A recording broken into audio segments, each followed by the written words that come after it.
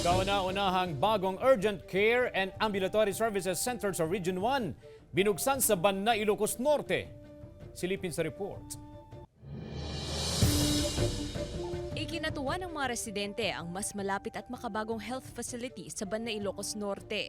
Binuksan na kasi sa lugar ang bagong urgent care and ambulatory services na kauna-unahan sa Region 1. Bahagi ito ng programa ng Department of Health upang mailapit ang serbisyong medikal sa mga residenteng malayo sa mga pangunahing ospital sa probinsya. Kabilang sa hatid na serbisyo ng Bukas Center ay ang primary health services, routine check-up, specialized treatments at laboratory services.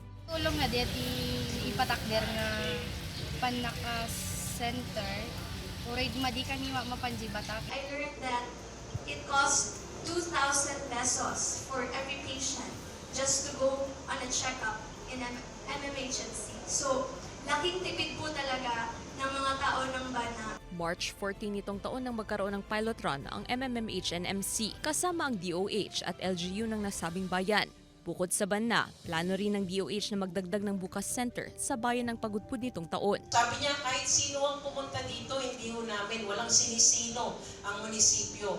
Halimbawa, galing siya sa kapitbahay ng munisipyo, kailangan niya ng serbisyo, maaari pa rin ibigay. So yun po ang ideal, yun po ang kailangan natin lahat na maipakalap, no? At maipamahagi. Kasama si Reynold Velasco, Gab De Luna, 1 North Central Luzon.